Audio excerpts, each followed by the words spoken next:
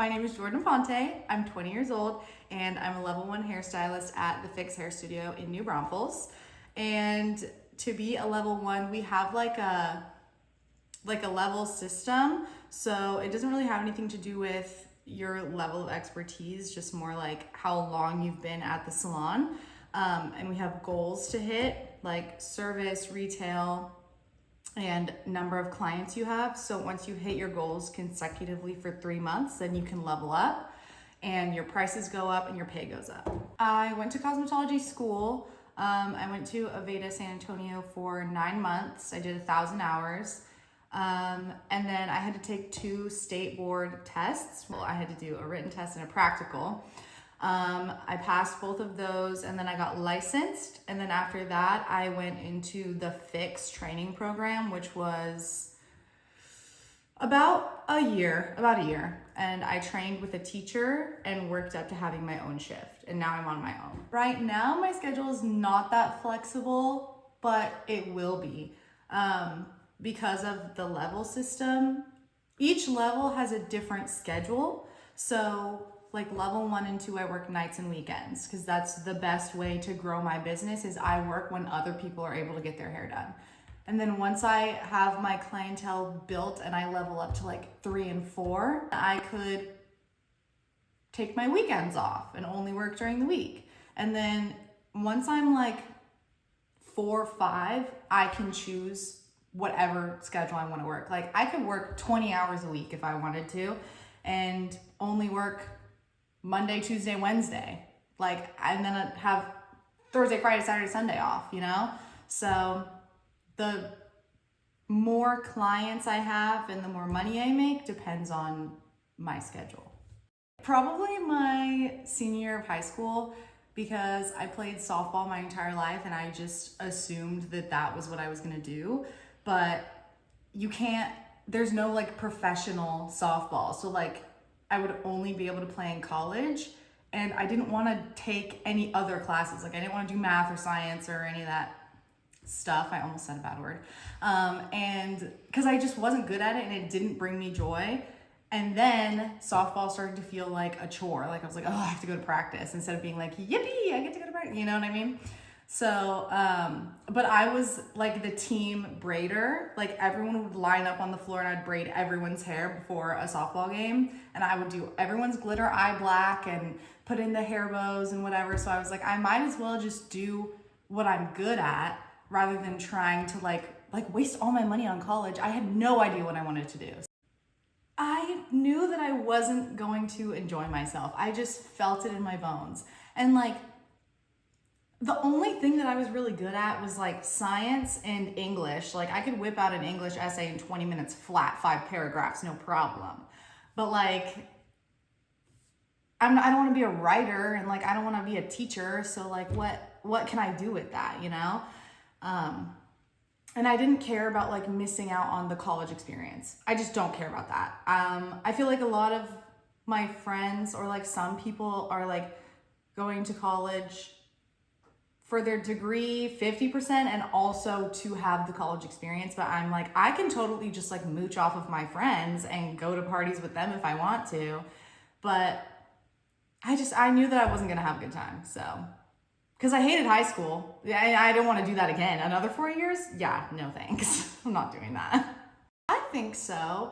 I think I know like a 50-50 split of people who are in college and people who aren't.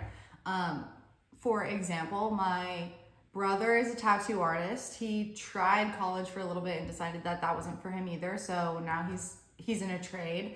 My boyfriend's a plumber and he started right out of high school. He didn't go to college. And we're all making good money, having a good time. But I feel like more and more I hear that people are thinking about doing this or like wanting to try something else other than college. A lot more young girls have been wanting to do cosmetology. It's just like, it's like equivalent to a man going into construction. Like just do the trade that you're good at naturally. Like most of us are good at doing our hair and makeup. We do it every day to go to school or go to work or whatever. Might as well get paid for it, you know? And it's easy to get through school. It's easy to pass your tests. After that, I think it gets a lot harder. So I find that a lot more people are going into cosmetology school and getting licensed, but are they able to put in the work and work at a salon and build your own business? I feel like that is 50-50. Like at my salon, getting through the associate program, 1 in 4 people make it through the program. So it just depends. No, I think that's BS, to be AH. I think that's stupid because I've been hearing a lot that it's hard for people to get jobs with or without a degree right now. Like people will literally go to college and get their degree and be in college for 6 years and still not get hired, like in their job field, which I think is actually insane. You just wasted $100,000 a year. What? That's crazy. I think do whatever you want to do, because if you're going to college and wasting your money on something that you're like, I guess I could do this, then you're not going to have like the drive and determination to get a good job, be successful, work your butt off. How much time do you have? Because I feel like I could go on and on. I feel like the hardest thing for me right now is trying to be successful in like the world that we live in currently. Everything is so expensive and no one wants to get their hair done right now. Like no one. And then they get their hair done and I'm like, okay, you need these products. And they're like, that's so much money. I actually can't do that. And then I'm like, okay, then how am I gonna make money, you know? That to me is like the hardest, like surface level type thing, I think. And then the other thing, again, is just like people thinking that I just like play with hair all day. And I do, and it's fun, but I have to like be a chemist and I have to do a lot of math and I have to be a people person and I have to like be on social media every single day. Like I never stop working even on my days off, and I have classes that I have to go to so that I can keep up with the trends, and I'm competing with my other hairstylists in my salon for clients. Like I have to build my own business and I don't really get a lot of help in that.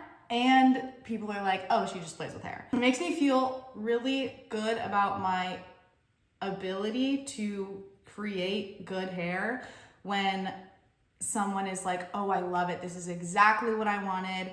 And it's like they're sitting in my chair, and I'm also kind of a therapist, actually. Lots of people sit in my chair and they're like, oh, my husband sucks, or I hate school, or whatever. And then they're like, oh, I love my hair. This is exactly what I wanted. And some people are like, I needed this. Like I needed this time to just like have spa, talk about my problems.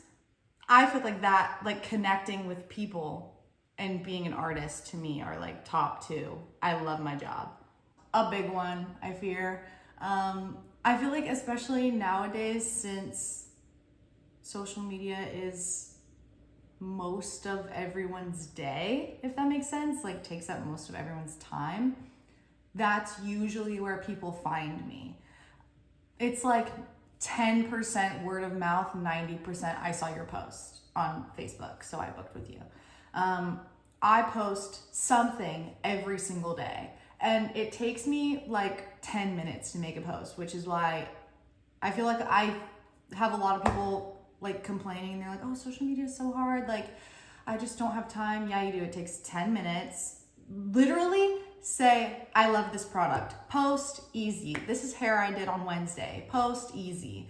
And I've had a lot of people also message me saying, oh, I've been looking at your page for a while and now I'm ready to book an appointment. I feel like I get a lot more business from social media because of the fact that people see me every single day.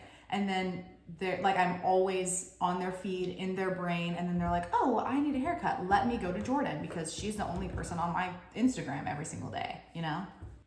From me personally, my social media is highlighting my work and not really my life, if that makes sense. Like, I don't post anything about money. I don't really post like day in the life of a hairstylist. Maybe I should, that would be good content.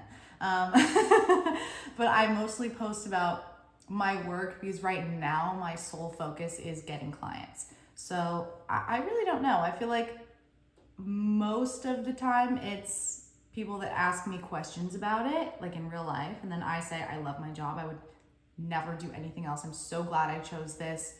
Then they're like, oh, well, maybe I should think about it. But just based off of social media, I don't really think so.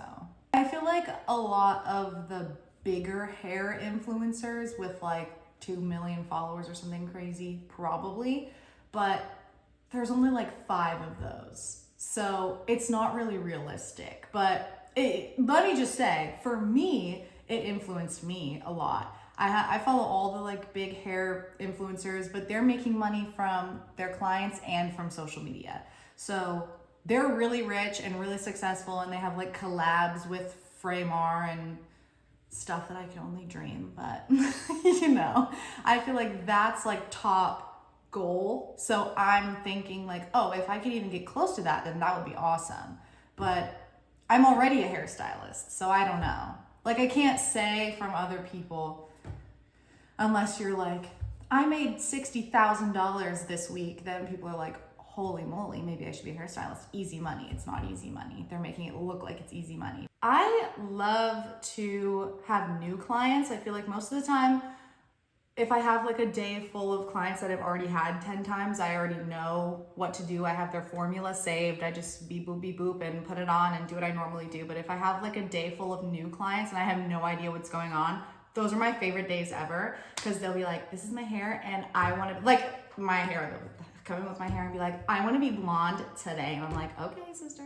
And then I have to like think of my placement that I want to do and my toner formula, and it's just so fun. I think it's fun. I think it's more fun to walk into the day not knowing what I'm going to be doing at all, which sounds kind of crazy, but I think it's really fun. First, they walk in, obviously, I greet them. Can I get you checked in? Do you want anything to drink? We have water, coffee, and wine. And then I sit them down, and most of the time, my script is, it's so nice to meet you. Tell me everything about your hair. I do a lengthy consultation for every single appointment, color or cut, because if we're not on the same page, you're not gonna leave happy. I like to over-explain things rather than under-explain. So I ask them what their hair history is, what shampoo and conditioner are you using at home? Do you have box dye on your hair? And if they say yes, I'm gonna go in the back and scream about it for a second. I get them caped. I ask if they have pictures. If they don't have pictures, we find pictures on the spot right there. Because I will not do your color appointment if you don't have pictures. Because there are so many times where someone's like, I want cool toned. And I'm like, okay, my version of cool toned is different than theirs. So if I do what I think, then they're not gonna like it. Gotta see a picture.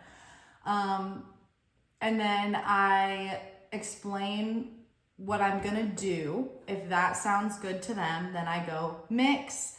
And then like while they're processing, I'll fold towels or eat my lunch or whatever, rinse them out. I'll usually use a shampoo and conditioner that I would recommend for them to take home with their new color. And then take them back to the chair, all the yummy products, detangler, stylers, whatever. And then I blow them out, or I usually ask them how they want to be styled. Do you want to blow out, or do you want beach waves, or like the top two? And then I do that, and then I do the big reveal, turn them around. Oh my God, I love my hair. I know. Absolutely. I know that I would have hated college, and also I have like a friend group of 4. I am one of 4. I have 3 really good friends that are all in college right now, and they are stressed out. They're so stressed. So I know, but like they're having fun and they're doing what they want to do, but I just know like the more I talk to my friends about it, the more I feel good about my decision to not do that. I also feel that I'm really ahead of everyone, like all of my friends, I feel like I'm very much ahead in my career because I started immediately out of high school. School was 9 months, and now I'm licensed and have a job at a good salon, and I'm building my business, and I'm 20, you know? Like, if I just work my butt off for a couple of years, I'll be chilling at 25, which like not a lot of people can say, which I think is pretty cool. And that makes me feel good about it too, is like, I know that I'm ready and capable for that. So like just starting at 19 is crazy, but I like it. I'm having a great time, so.